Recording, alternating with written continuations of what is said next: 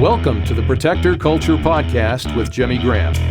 Jimmy is a veteran U.S. Navy SEAL, a former protective officer for the CIA Global Response Staff, founder and CEO of the Able Shepherd Program, a husband and father of 4, and a personal friend of mine. Now here's Jimmy. Hey everybody, welcome back to the Protector Culture Podcast with Jimmy Graham. I'm your host, Jimmy Graham. I have BK on this side of the camera. I just want to point that out right now. I didn't even have to twist an arm. I just asked, and usually he says, "No, broke a leg." Back here. Welcome. So Brian Karch, Able Shepherd 051. Welcome, brother. Thank you. Good to be here. Good to be here on this side of the camera. We need to make this a regular thing. This episode is brought to you by Able Nation. So able-nation.org. Able Nation was established to financially support the protection and security of our churches, schools, and civic groups.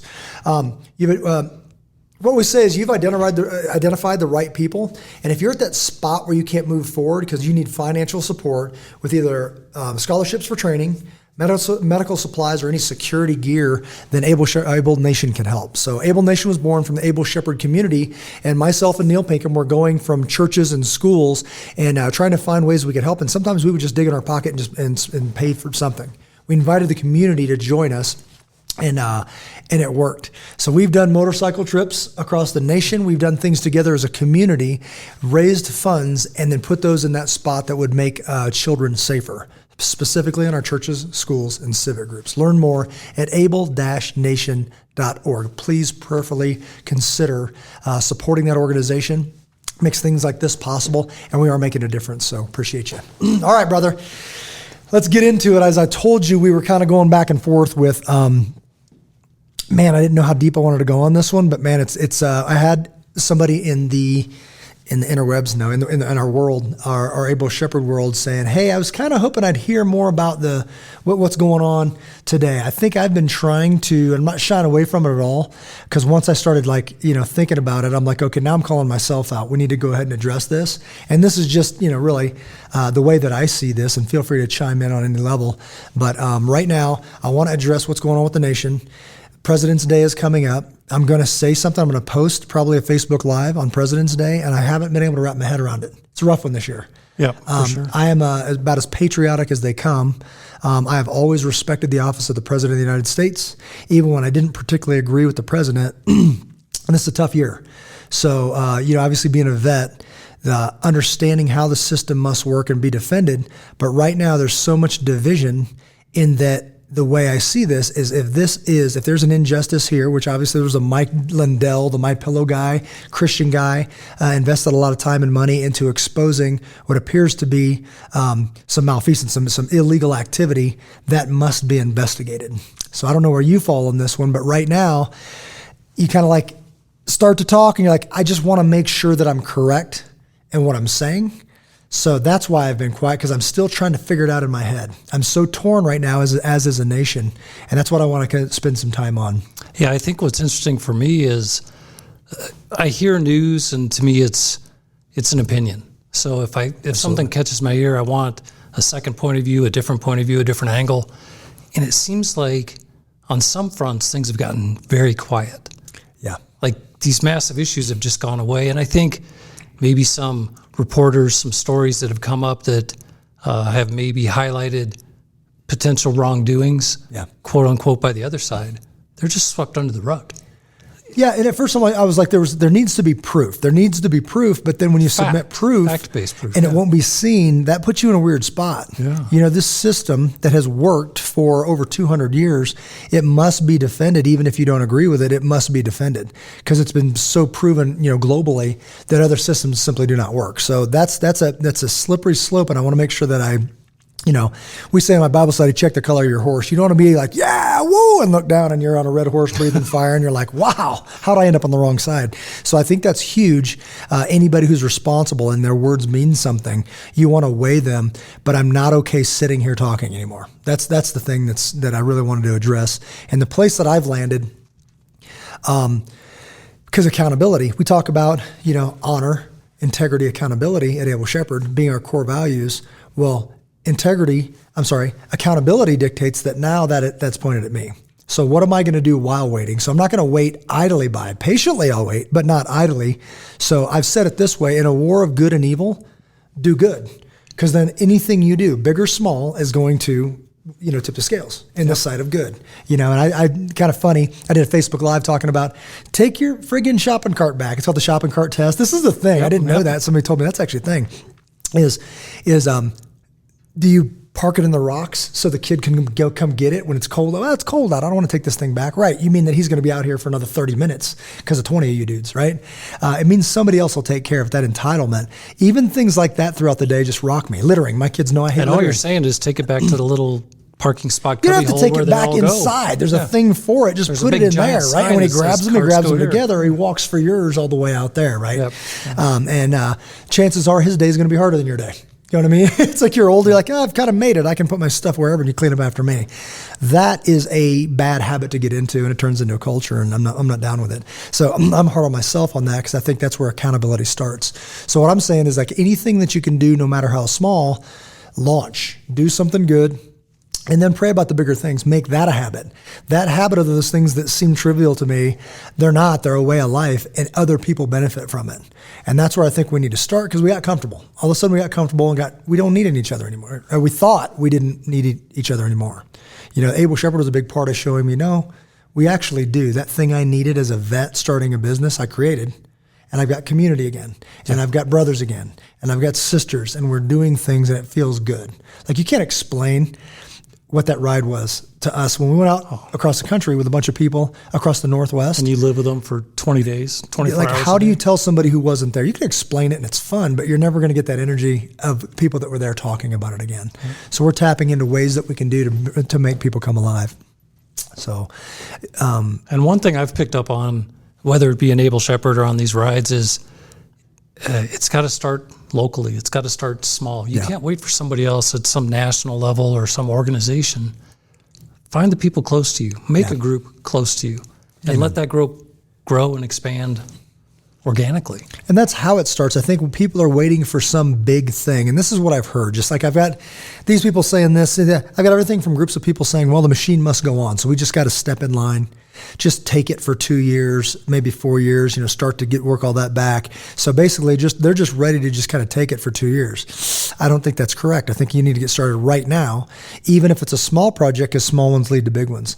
And we have that joke talking about, hey, the interview started 3 years ago. Yeah. Right? So it's funny. There's a better story, longer story that goes with that. But people saying, hey, I want you to interview all these people. You're like, I know those people. Well, we're getting a new job. I want you to interview them. I'm like, the interview started 3 years ago when I met you. Like, the answer is no, you don't get the job because I know you. Whatever. Yeah. Or you're fantastic. Welcome aboard. There's no need for an interview, right? So I think that starting with you, not knowing what you're going to be into next year, but the way you conduct yourself right now, like for life, really, every day got me sitting right here at this table talking to BK. Right? Every day has made me stronger, made me better, and all that. I have no idea what tomorrow leads, but I can't wait. So back to these people. I'm sorry. Some people are saying step in line and just the machine must go on, and for the good of America, just be quiet, sit back down. Some people are saying, no, Trump's got it. He's actually coming back, and there's going to be this huge thing, and everybody's going to jail, right? There's this other thing saying Mike Lindell put a thing together, and he's got it, or the pastor's got it, or whatever. But all of it says to the person is just stay seated. We got this. Somebody's got it. And then you blink and you lose an election. Or you blink and they steal an election. Or you blink and you're living in 1984, like the Orwell book. So at what point did you think you were waiting to stand up? That's the thing that's paralyzing, that's really got my attention right now. Because now I got to return that back to me and say, what are you doing, Jimmy Graham? So I am jumping out, and you know this. I'm attacking these protection of the unborn. That speaks to me, and I know 100% in my heart that's correct. So launch in that. Young people, invested in young people, starting with my children and other people's children. We're looking at doing things this summer. What makes them the world changers that will fix this, right? I don't want to hand it off a mess. I'm just saying that this won't stop. So yes, this is mine to attack, but I need those little world changers to watch me being, like I've said, maybe it's Christian Graham, my son. Maybe it's Rebecca, Sarah Graham, Eden Graham, whoever. What does it take to make them that person? Well, partially it takes Jimmy Graham. So I work on me because they're watching me, Alex watches you. Yep. So the best thing you can do for him is be better BK. You know what I mean? So that's where I'm saying not idly. You don't wait idly by. You can patiently wait and start building those people that are going to fix this, whether it's a political leader. Find those people that are, hey, you You are that guy that could go in and fix this. Being honest, I'm not trying to get out of it. I ran for political office at one point, small local thing. Had a good run, didn't win, fell short just a little bit. But I honestly don't believe I'm the person that can sit there and read these things and go over and do all that kind of stuff. I do think I'm the guy that can identify that guy and support the heck out of him, because I can build community. And I can get people together. We can get people to say, this is the guy I'm voting for and this is why. And say it all day, every day, and then do it again and again and again. I'm very comfortable in that space, and that's where I've kind of identified. And what I've seen too is, it's easy to say lead by example, but what I see is, what's important to you. You know how you want to be seen by your kids, your family, your friends, your community, and you act on that. And that naturally draws people together. So bringing these communities together, taking them to the elected officials, it has some momentum behind it that's based in faith and has good principles and I think great intents. And that's where it's all going to start. Because I don't think that all of the power, you have to be a politician to change things politically. It's been proven, the politician is just a representative. That's right. Of your voice. That's right. Like Joe Rogan, not a politician, very powerful. You know what I mean? I'm not a big fan of the way he conducts his. Right? And I don't really mind politically correct. I just think there's a war on decency, and some kids aren't going to fix this. So your language and all that stuff, if you're just still stuck in 20 years old, I don't think you're going to fix anything, right? And I could say that about many people of my peer group that just haven't matured to a spot that I take them seriously. You know what I mean? Yep. Cool. Sometimes they're fun. Sometimes they're whatever, but I don't take them seriously as a man.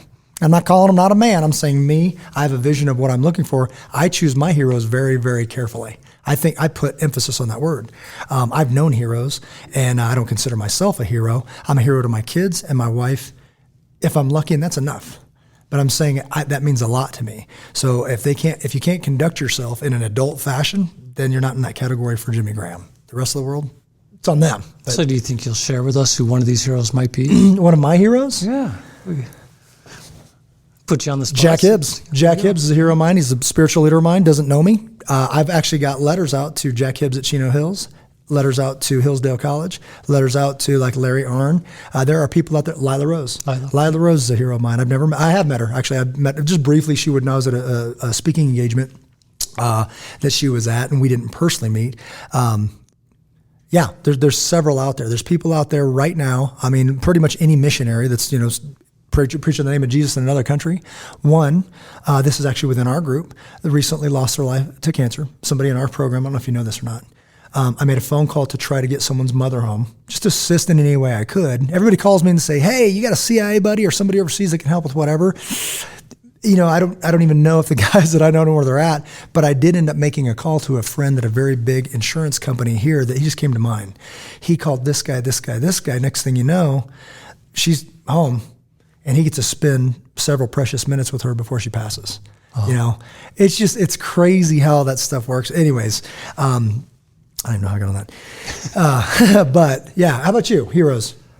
I think my heroes. Oh, missionary. I'm sorry. She was a missionary overseas. That's bringing it back home. Cool. Gosh, that's, I should have been prepared to have you throw it back on me, but, people I look up to probably have been more, I would say in the past, and I'd have to say my dad. Yeah. Strong father figure, Air Force officer, very competitive. Growing up was tough. Yeah. There wasn't a lot of latitude, wasn't a lot of leash on that dog collar, but I look back on it 40, 50 years later, it made me who I am today. Yeah. And I think Amen. From what I see or what I hear from people in the community that talk about my son Alex, they're like, you did a good job with that boy. So somehow I learned from my dad. Somehow I passed on some of that to, Amen. As you say, the next generation. So that's where it would start for me. Dad's still with us? Oh, yeah. Yep. Okay. Turns 80 at the end of March. Oh, right on. Happy birthday, Dad. Road trip. Yeah. I'm going to jump. I totally snagged, and I'm just in here. I grabbed BK and said, this side of the camera, and he agreed. So he was totally not ready for this. So if you'll allow me, I want to make a jump. I wanted to make this point, and you brought up your dad. So we're hard on our dads, I think, as younger men. And I'm going somewhere with this because this is a problem that our nation is having right now. And it disgusts me, but I understand it. So I'm trying to figure out how I can articulate this, and I'm going to take a stab at it. For me, I lost my dad a couple years ago. horrible accident, but wasn't ready. It was out of the blue. I had an issue with my dad because in my mind, I was judging my dad kind of I call it judging our fathers at 30 years old. We have a member in our family who judges my father-in-law. I think he's rebelling against a 30-year-old man. The problem is that man is now 70. Yeah. So he doesn't exist anymore. So you're rebelling against this phantom, this memory. That person has matured and moved on, right? Without a doubt. And this nation is suffering from this because there's no win there. There's no victory. There's nothing but pain down that road, right? I'm mad at you, but not really you, this part of you. Remember when you used to say this stuff? Right, son, I've moved on. I've matured. I'm a man now, too. I kept learning, too. I kept growing. Right, but I want to address this thing. Well, the thing's not a thing anymore, right? This nation right now is judging our forefathers by today's standard. Like the nation has grown.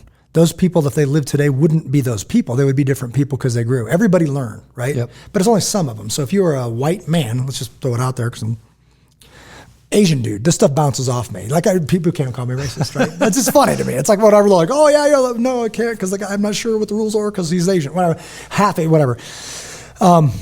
If you're a white guy and you own slaves, all this stuff, then you are like, oh my gosh, whatever, this is the sky is falling and this is a horrible nation because of it.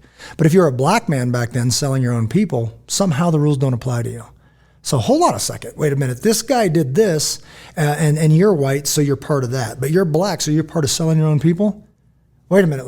We're all screwed up. Let's just call it good. Can we just call it good? No, you actually owe me money. No, I disagree. I couldn't disagree more because I know in my heart I'm not a racist. And if you're not either, quit repeating this crap. Like this stuff, it's not true. Well, and if they repeat it enough, you start repeating it. So to me, it's like it's driving a car. Yeah. It's very difficult for me to drive forward looking in the rearview mirror. Yeah. I need to be looking over the hood, down the road, past the headlights, and hopefully either the GPS is telling me where to go or the map or I've planned ahead. You need to know where you're going, set the vision, and execute. But don't drive forward in the rearview mirror. Yeah, that's You'll right. get nowhere. That's absolutely right.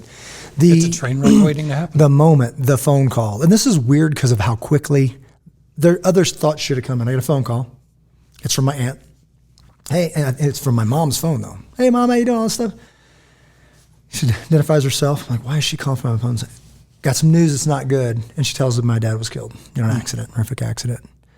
And within a minute of all these thoughts that come racing in, all the stuff I complained about the little stuff that annoyed me, just became really stupid. Didn't matter at all. Because now it just doesn't matter. It was just a non-thing. If we lose our nation that we grew up in, we will look back and say that was the stupidest thing I've ever done in my life, is trying to judge and do all this. I was so mad I started attacking the foundation. And you've heard me say it this way, I didn't like the song, so I kicked the jukebox. Well, now I kicked it so hard, no music plays. But I wanted my song. Right, but you kicked it. You broke it. That was the irresponsible thing to do. Now nobody gets music. That's the kind of thing. And if that happens, we're going to know in an instant, this was the stupidest thing that I ever, whatever, young people are just young, and immature people are just immature. It doesn't matter your age. But then when you say, wait a minute, I just wanted my song to play. No, it doesn't work that way. I don't think you realize how fragile this thing was. Yep. Right? Now, that doesn't mean it's over because people are resilient and we've read the back of the book. So I know where we're going. It's just my kids are going to have to endure that because of these actions. And that doesn't make me happy at all. So what do we do about it? And this is the problem. So are you familiar with John Eldredge? Book called Wild at Heart. Yeah, God of it's Spring. sitting on my bedside table. Have you been reading it right now, or are you getting to it? I read it, get to the end, go back to the start. For whatever reason, it fills my cup. Reading through it, all the way through it, then start over? Yeah. Oh, wow, cool. I just can't get enough of it. Fantastic. He's from Colorado Springs. He is. He's got a ministry down there, and I think that message, whether it's him, it needs to be. When that book hit me, it hit me hard. Like the first time I read it. And then I've been back at it and all that kind of stuff. And I really appreciate that message because there's this attack on masculinity. And now there's this thing because of what happened at the Capitol. Here's the truth. I'm not accountable for what you do. If I said something like, yeah, let's fight and let's make sure we win, and then you go off and you chop some dude's head off, that's not on me. That's totally on you. Yeah. PK, right? You did the thing. And I've had people say, well, inciting, and I asked a friend of mine, was anything wrong with the president's speech? Would there have been anything wrong with that if there hadn't been people storming the Capitol? The answer is no. There's nothing wrong with that, the things that were said. So that bothers me. And so it drew me back to the John Eldredge book of like this. There is this whole thing right now with emasculating men, this attack on masculinity, this attack on decency, on what I would consider as a man is now fully under attack like never before. Now, it's always been, you see the stupid commercials with the guy and he's a fool. The wife comes in and fixes it and all that stuff. Cool. I get it. It's fun. You want a woman to buy stuff, she's shopping. Cool. Not cool, actually. That disgusts me, actually. So that part of it is exactly what I'm talking about, to where it's just simply not the truth. Not in the homes that I knew, not in the successful guys that have been men that I think of. That is absolutely not true. I love in Eldredge's book how he talks about, it might have been quoting somebody else I don't even know, but he talks about like just like a horse, you don't break a horse's spirit. Because when things back in the Old West or whatever, when things got really, really bad, snowstorm, whatever, blah, blah, blah, those horses, you needed that spirit to get you home. Yep. And he talks about young men. He's like, you don't break a boy's spirit. You may call on that boy someday to save your life, to save your nation, because that's what we've done. Yeah. You know, like 18-year-old boys, and you know this hits close to home because you've got a young Marine heading through the process. And it's a big deal. And that's who's been showing up for our nation since we've been a nation. Young men have been showing up, spirit intact, and saving our bacon, right? So what happens when you raise a generation of men, of young men, without that? You know, with this entitlement, with this somebody else will take care of me. So no, this is you. This is all on you, and they've got nothing to draw from. Yep. That's a scary proposition. Yeah, I remember a story. Alex was a hockey player, goalie, and championship game, and staying at a hotel. And the entire team gets on the bus. I said, what are you doing? It's 3 blocks away. But Dad, it's snowing and it's cold. I'm like, you put that 40 pounds of goalie gear on your 60-pound back, you carry it down to the ice rink. You act like a champion. You walk in that place, you own it. And I'll never forget the look on his face when 20 of his teammates are riding by on a bus, you know, the windows are all fogged. And they're like, oh my gosh, that's our goalie. He's so tough. And they went out there that day, destroyed the other team. That's awesome. You know, just I don't want to say he was being a man, but he was toughing it out. He was gritting it out. He's slogging through the snow, carrying a pack. There was a look of determination in a 10-year-old's eye. I'll never forget that Love moment. it. Love it. All day. That versus sitting in mommy's Lexus with the heated seats and mittens on. No. You're going to play hockey. And those are those lessons that are just, they have to be felt. They've got to be earned. Like you earned that, you know, and that's a big deal. You know, we went on a hike, and I've been, you know, the girls, we've talked about the Camino and all that stuff, and we're training for that. And Christian comes along. They all had packs on this week, and we did a 5-mile hike. His legs are this long. You know what I mean? And I'm like, I'm not sure. The first time we did it, I'm like, man, I'm going to be carrying this kid back, right? And they get in the groove, and it's slushy, and it's muddy, and it's kind of snowy. 5 miles. You know, pack on. I'm like, man, you're 6. Like, I didn't even make a big deal because I didn't want to. It's like, hey, this is what we did. We set off for 5 miles. We hit 5 miles, get in the truck. You know, go by the car wash, blast off our shoes.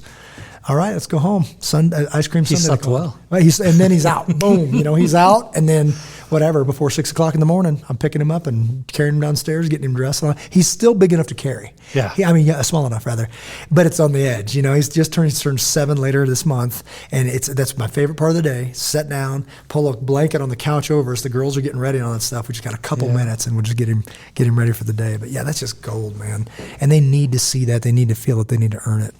So that's awesome. So what do? We'll go ahead and bring this one to a close because I want to keep you for one more and talk about some gear. Right? People are always asking about gear. We got some new stuff we'll talk about. I know, right? Because gear, it's funny because like right now that is that thing when you're talking about preparedness. Somebody told me Dan Bongino, who's great. I think Fox News. I think he was a Secret Service guy, but a fantastic guy. I like the guy just watching him and whatever. I don't even know what it is about the guy, but it's just I like listening to him. He seems level-headed dude, my kind of guy. He had said something about, you know, what do you do right now is you get a group of people around you that you trust, a good group of people. And we've been saying this forever is like, we've got the 2 and 10 card for standingthegapinitiative.com, plug.com. Flip it over and then there's gear. I used to talk with the people part of it and then flip it over to the gear. Now I start the other way and I talk about its gear. These are preparation kind of, we call it root cellar mentality things you can do. I like starting with that and saying more important than any of this. Then I flip it over. Your people. Yep. Like this is going to be better for you than anything on this list material-wise that you prepped or planned or whatever is a human being that has a skill set that I don't. A human being that remembered a thing that I forgot, and vice versa. You know, a human being that can actually add life experience and bail you out of a situation because it's the right thing to do. You will not do better than the people that you surround yourself with. You know, and we would say, what if something goes south? If it goes south, those people are gold. They just turned into solid gold, and we have hundreds of them. So, you know, my kids, they talk about that. And like, Dad, are we rich? And another kid will go, we're rich in relationships. They say that. Because I'm like, no, or whatever. And they go, we are too. We're rich in relationships because of all the people that we're blessed with. Well, and the thing I love about that card is it's not the prepper mentality. It is so practical. Yeah. You know, I live in suburbia. What would I do if the water main broke? Yeah. Do I have 50 gallons of water to get me through a couple days for them to dig a hole in the street? Yeah. Do I have enough food if we have a Colorado snowstorm? Yeah. Can I get through 3 to 5 days? 30 is a stretch for me, but can I get through the week? Yeah. And if I have to walk to the store, I can reload. But the lessons that Don did on Zoom, and we recorded those meetings, if you want to watch them. But they're very practical, very commonsensical, and easy to implement. If you don't know what I'm talking about, standinthegapinitiative.com. The Stand in the Gap Initiative we kicked off because we're not going to wait idly by. So we basically got together, created a website, created a movement. We went to 5 large churches around here. We've got more coming, by the way, and some events this summer to raise money to actually do something. And this is another point that I wanted to make. And I mean this. I mean this to sting. I've been to enough Bible studies where everybody sits around and I say, we're not going to fix the world with more Panera Bread on Thursday or whatever. Let's meet on Thursdays. I'll order Panera Bread. That'll be in the corner and we'll talk, and then the next Thursday we'll talk more. Awesome. But what are you doing between Thursdays? So if we sit around and call each other Maximus and Leonidas and William Wallace, I get it. It's cute. It feels good. I feel like a warrior. And then we go home and do nothing and then lose our nation, then that's not accountability. That ticks me off. So from there, again, and I'm pointing right here, I'm saying, what are we going to do between Thursday Bible studies or whatever? Meaning talk is good if it leads to action, but faith without works is dead. So that like right now, you should be doing something as you wait. So go out and do good, because every time you do it, it tips the scales of good and evil. And don't wait for the big thing that somebody starts, because I have been looking to get behind somebody, some kind of political leader, and I absolutely will. But right now, there are platforms being built. Everybody's building one, but I happen to know a guy who's working on a platform, and we are going to support that platform. I mean, where do you get your truth right now? So if it's a big tech thing, how do we do that? But the pendulum can't swing the other way. We can't be so ticked off that it swings the other way, and we throw out constitutional principles, or more importantly, biblical principles, as long as I agree with them. Yeah. So now it's like it's too far left, so it swings so far right, we break it the other way. So at some point, there has to be this foundation based on the principles that we say we believe in, and to get my truth. You know, saying, I know you don't agree with it. I know you don't like it, but they have a right to say it. Right? That must be defended to the death. So that's the thing. And because I said to the death, I want to make this point. A lot of these heroes that I just talked about that I absolutely believe in, everybody now is caveating because of what happened on the 6th, you know, at the Capitol. I don't mean violently. We're not violent, right? We just want us, for the record, we're not violent. Stop saying that. Violence may be the answer someday. And I get it. What did he say he's inciting? I'm not at all. I'm just telling you the truth, that the way these things are fixed when they go too far one way is violently. That's the truth. That's the way this works. So when you say, for the record, I don't mean violently. No, violently is the truth. So if that is the truth. I think that's the key of right now, or maybe what's happening is there's a divide that's getting created. And the wider that divide gets, the more polarizing it is. The resolution is going to be some type of fight. Somebody's going to fight for the ultimate battle. Right. Whereas we can start with these smaller local communities and try and bring that divide back together. Yeah. Get back to what might be called the middle, what might be called the founding pillars of this country. Yeah. Those guys that went through this 250 years ago, don't check my math, they spent a lot of time not only in thought, but in prayer and in deep discussion. This wasn't just made up over a campfire. That's right. I mean, these guys really thought it out. And they knew what was at risk. Yeah. And they prayed about it, and they fasted about it, and they locked themselves in to say, we were going to make this better. We're going to throw out Articles of the Confederation. We're going to talk about Articles of the Confederation. Is that right? We are going to launch a new document knowing full well that we may die for doing this, right? So they didn't tuck their nuts up under their body and then talk about somebody else should do something. Okay. That's not going to fix this. Yeah. So at some point there needs to be a return to masculinity. There needs to be a return to the truth, and it's going to be led by men, and you don't have to like that. And I'm not belittling women, but I absolutely am speaking the truth on that. So it is going to be, at some point we need to reclaim our masculinity and train our sons up in the way that will defend our life, because we may just be tested on that in our lifetime. That's unfortunate, and I don't like that. That's the truth. So I'll just say the truth and let you deal with it. But I tell my kids, I am not raising thermometers, I'm raising thermostats. When you walk in the room, you change the temperature. You don't walk in and feel it out and say, I guess I'll act this way today. You go be yourself. You stand up for good. You speak the truth. Let the world deal with that. So there it is. So I'll fire it up now, man. I'm ready for the gear. Let's bring out some gear. All right. So guys, we're going to wrap it up on this level. Again, I want to give a shout out to this episode brought to you by able-nation.org. Prayerfully consider supporting that. Contact Neil Pinkham. If you need assistance right now with your church, school, civic group, if there's a way that you're going to defend the innocent, especially children, then let us know if you need assistance with that, because the community will step up, financially back you, and get proper training, proper gear, proper security equipment. We can help there. So please consider letting us do that. BK, any parting words of wisdom? No, thank you for your time. This is fun being on this side of the camera. I know, man. Let's make this a thing. I know you like hiding back there and pushing buttons pushing and whatnot. the buttons. But every once in a while you'll chime in, so we'll hear you. But I'm glad to get to see your face, and proud to know you, brother. Proud to serve alongside you. Let's keep going. Proud to be a part of this. Cool. All right, guys, we're going to wrap it up. So check us out. AbleShepherd.com is the program. Able-nation.org is the 501c3. The movement right now is the StandInTheGapInitiative.com. Check all of them out because they're all good. Get in this fight. Do something good right now, today, and don't ask permission. Till we see you next time, God bless each and every one of you. Love you. Take care of one another.